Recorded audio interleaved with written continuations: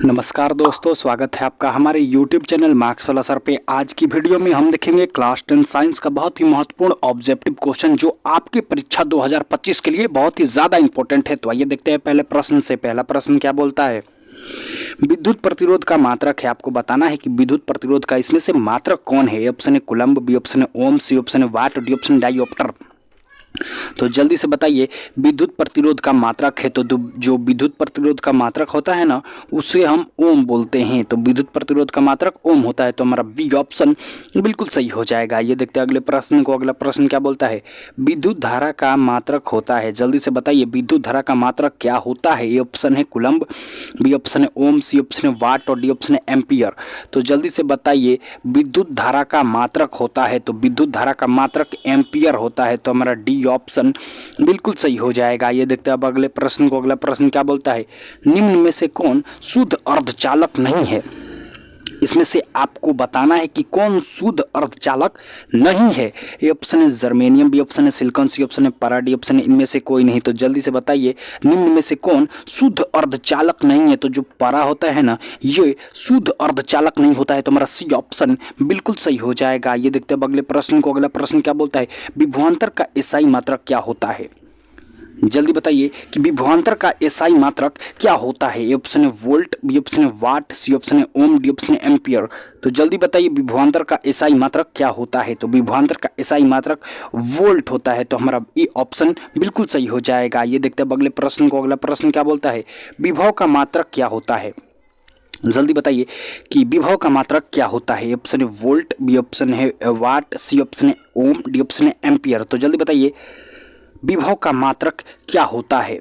तो विभव का जो मात्रक होता है ना, वो भी वोल्ट होता है, तो हमारा ए ऑप्शन बिल्कुल सही हो जाएगा। ये देखते हैं अगले प्रश्न को। अगला प्रश्न क्या बोलता है, इनमें टंगस्टन किस ताप पर पिघलता है। टंगस्टन जो बल्ब के अंदर रहता है ना, उसे हम टंगस्टन बोलते हैं। तो वही आपसे पूछ रहा है कि इनमें टंगस्टन किस ताप पर पिघलता है। यहाँ पे 4000 डिग्री सेल्सियस पे, 3500 डिग्री सेल्सियस पे, 3000 डिग्री सेल्सियस पे और डी ऑप्शन है 2000 डिग्री सेल्सियस पे। तो जल्दी बताइए, इनमें टंगस्टन किस ताप पर पिघलता है। तो टंगस्टन भैया, उसको पिघलने के लिए कम से कम 3500 डिग्री सेल्सियस चाहिए, तभी वो जाकर पिघलेगा। तो हमारा बी ऑप्शन बिल्कुल सही हो जाएगा। ये देखते हैं अगले प्रश्न को। अगला प्रश्न क्या बोलता है, विद्युत शक्ति का मात्रक है।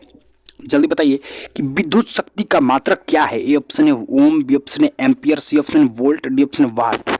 तो जल्दी बताइए, विद्युत शक्ति का मात्रक है तो जो विद्युत शक्ति का मात्रक होता है ना, वो वाट होता है, तो हमारा डी ऑप्शन बिल्कुल सही हो जाएगा। ये देखते हैं अगले प्रश्न को। अगला प्रश्न क्या बोलता है, ओम किसका एसआई मात्रक है।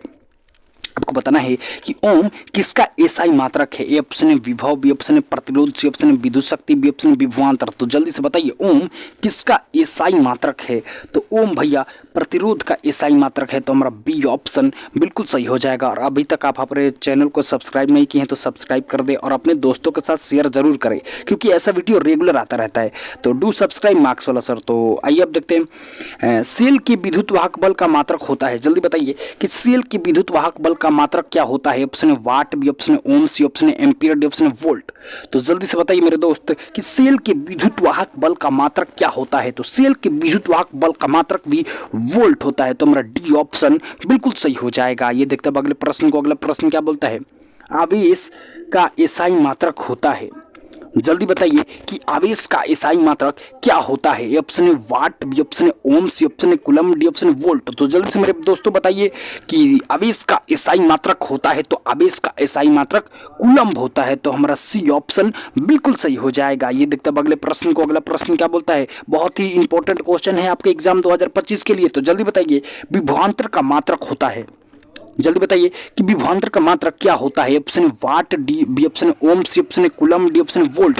तो जल्दी से बताइए, विभवांतर का मात्रक होता है तो जो विभवांतर का मात्रक होता है ना, वो वोल्ट होता है, तो मेरा डी ऑप्शन बिल्कुल सही हो जाएगा। आपको याद कर लेना है। आइए देखते हैं अगले प्रश्न को। अगला प्रश्न क्या बोलता है, इनमें कौन विद्युत का सुचालक है, जिसमें विद्युत धारा प्रवाहित हो सके, एक जगह से दूसरे जगह जा सके, उसे हम सुचालक बोलते हैं।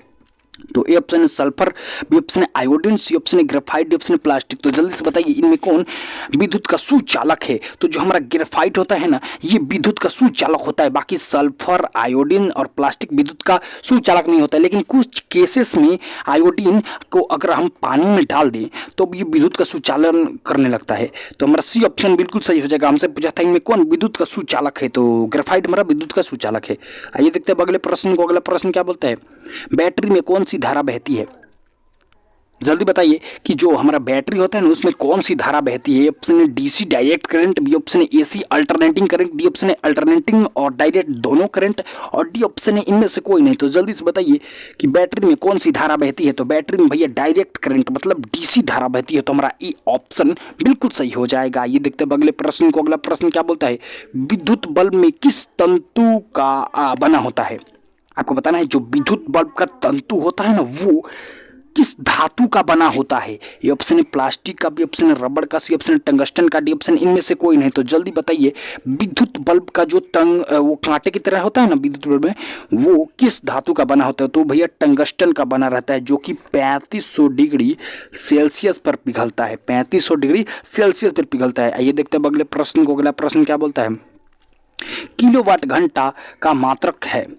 आपको बताना है कि किलोवाट घंटा किसका मात्रक है। ए ऑप्शन है आवेश का, बी ऑप्शन है शक्ति का, सी ऑप्शन है प्रतिरोध का, डी ऑप्शन है विद्युत ऊर्जा का। तो जल्दी से बताइए किलोवाट घंटा किसका मात्रक है। तो किलोवाट घंटा शक्ति का मात्रक है। तो हमारा बी ऑप्शन बिल्कुल सही हो जाएगा। ये देखते हैं अगले प्रश्न को। अगला प्रश्न क्या बोलता है, विद्युत हीटर में के कुंडली बना रहता है।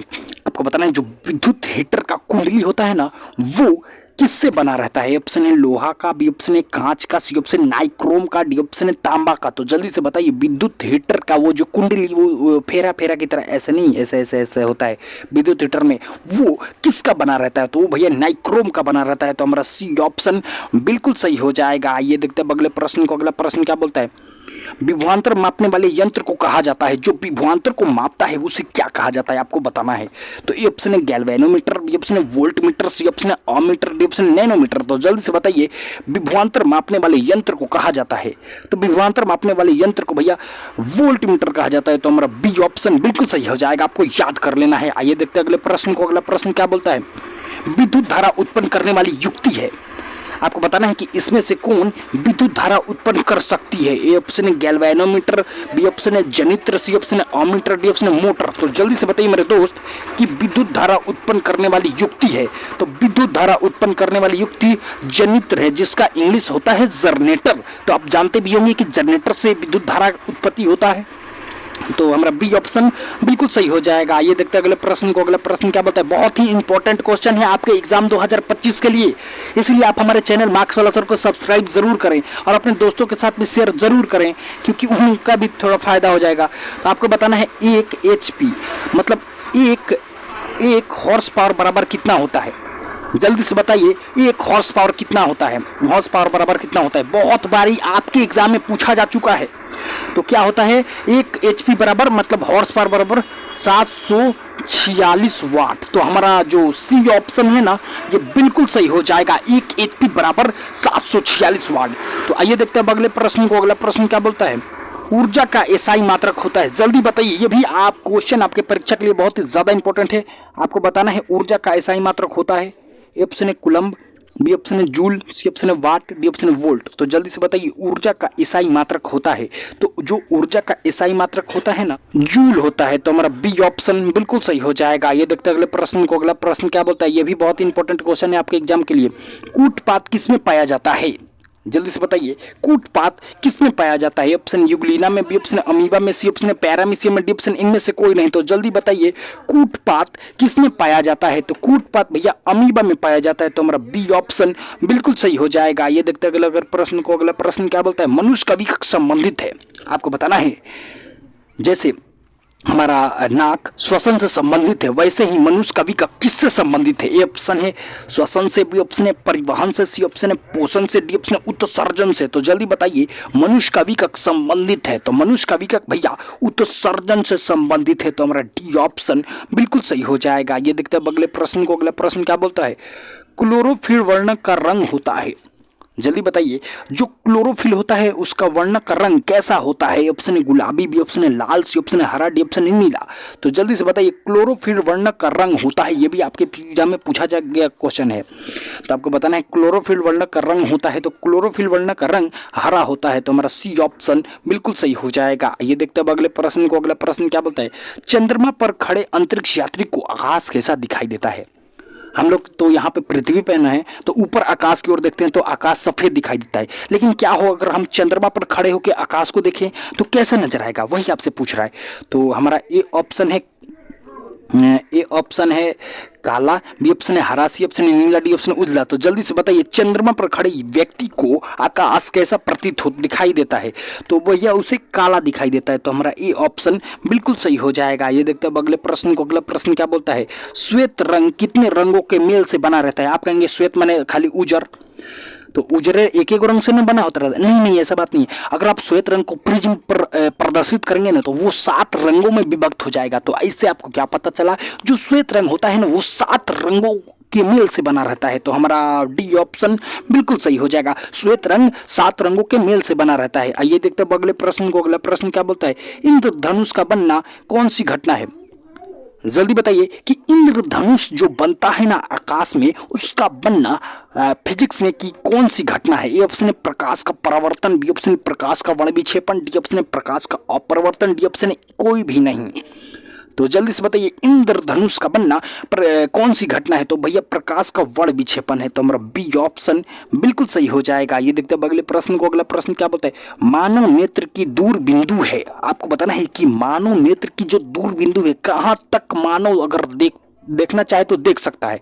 तो ए ऑप्शन है 25 सेंटीमीटर, बी ऑप्शन है 30 सेंटीमीटर और डी ऑप्शन है अनंत पर, डी ऑप्शन है बहुत कम। तो आपको बताना है मानव नेत्र की दूर बिंदु है, तो मानव नेत्र की दूर बिंदु भैया अनंत पर है। वही आपसे पूछ दे कि मानव नेत्र की निकट बिंदु है तो आपका जवाब होगा 25 सेंटीमीटर। तो हमारा ए ऑप्शन निकट के लिए और सी ऑप्शन दूर बिंदु के लिए। तो आपसे अगर एग्जाम में कोई पूछते कि बताइए मानव नेत्र की दूर बिंदु, तो आप कहेंगे अनंत पर। अगर आपसे कोई एग्जाम में पूछे कि मानव नेत्र की निकट बिंदु, तो आप कहेंगे 25 सेंटीमीटर। ओके, ये देखते हैं अगले प्रश्न को। अगला प्रश्न क्या बोलता है? निकट दृष्टि दोष वाले व्यक्ति के चश्मे में होता है। आपको बताना है जिसको निकट दृष्टि दोष हो जाता है वो एक चश्मा पहनता है, तो उसके चश्मे में कौन सा लेंस होता है? ऑप्शन है बेलनाकार लेंस, बी ऑप्शन है अवतल लेंस, सी ऑप्शन है उत्तल लेंस, डी ऑप्शन है बाइफोकल लेंस। तो जल्दी से बताइए कि निकट दृष्टि दोष वाले व्यक्ति के चश्मे में होता है तो भैया उसके चश्मे में अवतल लेंस होता है। तो हमारा बी ऑप्शन बिल्कुल सही हो जाएगा। ये देखते हैं अगले प्रश्न को। अगला प्रश्न क्या बोलता है? मानव आंख में कौन सा लेंस होता है? जो हमारी आंखें होती हैं ना भैया, इसमें भी एक लेंस होता है, वही आपको बताना है कि वो कौन सा लेंस होता है। ए ऑप्शन है बेलनाकार लेंस, बी ऑप्शन है अवतल लेंस, सी ऑप्शन है उत्तल लेंस, डी ऑप्शन है बाइफोकल लेंस। तो जल्दी से बताइए मानव आंख में कौन सा लेंस होता है? तो मानव आंख में भैया उत्तल लेंस होता है। तो हमारा सी ऑप्शन बिल्कुल सही हो जाएगा। ये देखते हैं अगले प्रश्न को। अगला प्रश्न क्या बोलता है? प्रिज्म से प्रकाश की कौन सी घटना घटती है? जल्दी बताइए प्रिज्म से प्रकाश की कौन सी घटना घटती है? ऑप्शन है वर्ण विक्षेपण, बी ऑप्शन है परावर्तन, सी ऑप्शन भी है परावर्तन और डी ऑप्शन इनमें से कोई नहीं। तो जल्दी बताइए प्रिज्म से प्रकाश की कौन सी घटना घटती है? तो प्रिज्म से प्रकाश की वर्ण विक्षेपण की घटना घटती है। तो हमारा ए ऑप्शन बिल्कुल सही हो जाएगा। ये देखते हैं अगले प्रश्न को। अगला प्रश्न क्या बोलता है?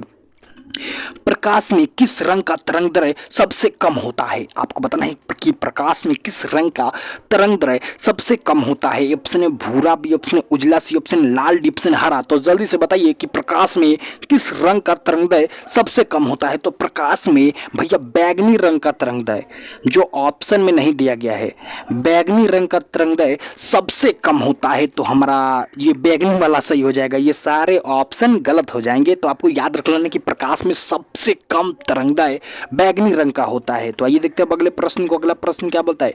आंख का व्यवहार होता है। आपको बताना है कि आंख किस की भांति व्यवहार करता है। ऑप्शन है अवतल लेंस की भांति, बी ऑप्शन है उत्तल लेंस की भांति, सी ऑप्शन है समतल दर्पण की तरह, डी ऑप्शन है अवतल दर्पण की तरह। तो जल्दी बताइए आंख का व्यवहार होता है, तो आंख का व्यवहार भैया उत्तल लेंस की भांति होता है। तो हमारा बी ऑप्शन बिल्कुल सही हो जाएगा। ये देखते हैं अगले प्रश्न को। अगला प्रश्न क्या बोलता है? एक साधारण प्रिज्म में कितने सतह से घिरा रहता है? आपको बताना है कि एक साधारण प्रिज्म कितने सतह से घिरा रहता है। ऑप्शन है 5, बी ऑप्शन है 6, सी ऑप्शन है 4, डी ऑप्शन है 8। तो जल्दी बताइए एक साधारण प्रिज्म कितने सतह से घिरा रहता है। तो एक साधारण प्रिज्म 5 सतह से घिरा रहता है। और अगर आपसे कोई पूछ दे कि बताइए कि प्रिज्म में कितने सतह होते हैं, तो आपका जवाब होगा कि प्रिज्म में भैया 5 सतह होते हैं। तो हमारा ये ऑप्शन बिल्कुल सही हो जाएगा। ये देखते हैं अगले प्रश्न को। अगला प्रश्न क्या बोलता है, विद्युत सिग्नल उत्पन्न करता है। जल्दी बताइए कि विद्युत सिग्नल कौन उत्पन्न करता है। ए ऑप्शन है रेटिना, बी ऑप्शन है सूक्ष्मदर्शी और सी ऑप्शन है पुतली, डी ऑप्शन है प्रकाश सुग्राही। तो जल्दी से बताइए कि विद्युत सिग्नल उत्पन्न करता है। तो विद्युत सिग्नल भैया प्रकाश सुग्राही उत्पन्न करता है। तो हमारा डी ऑप्शन बिल्कुल सही हो जाएगा। ये देखते हैं अगले प्रश्न को। अगला प्रश्न क्या बोलता है, सिग्नलों की व्याख्या कहां पर होती है। जल्दी से बताइए कि सिग्नलों की व्याख्या कहां पर होती है। ए ऑप्शन है रेटिना में, बी ऑप्शन है कॉर्निया में, डी ऑप्शन है पुतली में, डी ऑप्शन है मस्तिष्क में। तो जल्दी बताइए सिग्नलों की व्याख्या कहां पर होती है। तो सिग्नलों की व्याख्या भैया मस्तिष्क में होती है। तो हमारा डी ऑप्शन बिल्कुल सही हो जाएगा। ये देखते हैं अगले प्रश्न को। अगला प्रश्न क्या बोलता है, किस रंग का तरंग दैर्घ्य सबसे अधिक है। उस समय में किस का कम बताया, अब इसमें मैं बताऊंगा किसका तरंग दैर्घ्य सबसे अधिक है। ए ऑप्शन है नीला, बी ऑप्शन है हरा, सी ऑप्शन है पीला, डी ऑप्शन है लाल।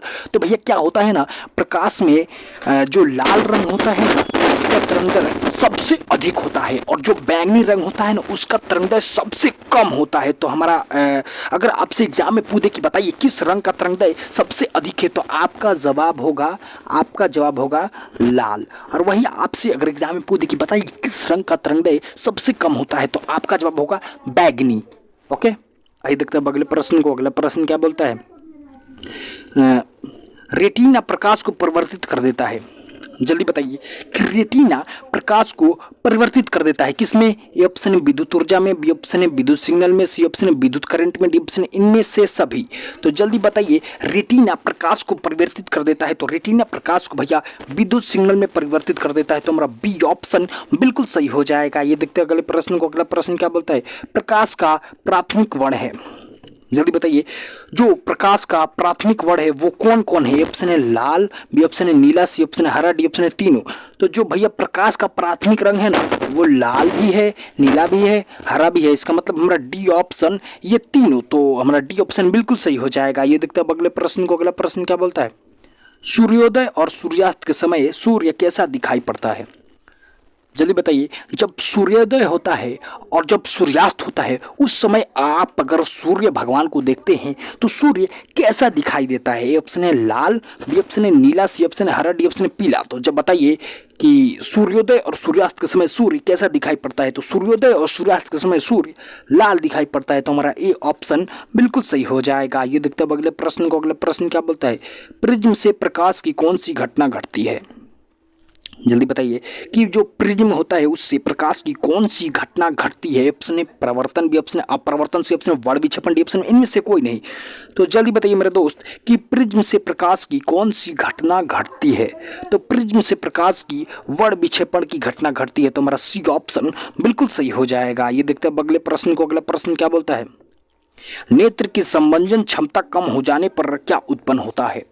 जल्दी बताइए कि नेत्र की संवंजन क्षमता कम हो जाने पर क्या उत्पन्न होता है। ए ऑप्शन है दूरदृष्टि दोष, और बी ऑप्शन है सूक्ष्मता, और सी ऑप्शन निकट दृष्टि दोष, और डी ऑप्शन है जरा दृष्टि दोष। तो जल्दी बताइए ये भी क्वेश्चन आपके एग्जाम 2025 के लिए बहुत ही ज़्यादा इंपॉर्टेंट है। तो बताइए नेत्र की संवंजन क्षमता कम हो जाने पर क्या उत्पन्न होता है। तो नेत्र की संवंजन क्षमता कम हो जाने पर जरा दृष्टि दोष उत्पन्न होता है। तो हमारा डी ऑप्शन बिल्कुल सही हो जाएगा। ये देखते हैं अगले प्रश्न को। अगला प्रश्न क्या बोलता है, ये भी आपके एग्जाम के लिए बहुत ही इंपॉर्टेंट है, तारे क्यों टिमटिमाते हैं। जल्दी बताइए जो ये तारे होते हैं ना वो क्यों टिमटिमाते हैं। ऑप्शन है वायुमंडलीय परिक्रणन के कारण, बी ऑप्शन है वायुमंडलीय परिवर्तन के कारण, सी ऑप्शन है वायुमंडलीय अपरिवर्तन के कारण, डी ऑप्शन इनमें से कोई नहीं। तो जल्दी बताइए तारे क्यों टिमटिमाते हैं। तो तारे भैया वायुमंडलीय परिक्रणन के कारण टिमटिमाते हैं। तो हमारा ये ऑप्शन बिल्कुल सही हो जाएगा। लगभग हम 40 क्वेश्चन आज की ऑब्जेक्टिव क्लास में कर चुके हैं। और आज का ऑब्जेक्टिव क्लास इसी के साथ यहीं पर समाप्त होता है। अगर आपको अच्छा लगा हो तो हमारे चैनल को सब्सक्राइब करें, क्योंकि ऐसा ऑब्जेक्टिव का वीडियो रेगुलर हमारे चैनल पे अपलोड होता रहता है। तो अपने दोस्तों के साथ शेयर करना ना भूलें। डू सब्सक्राइब मार्क्स वाला सर।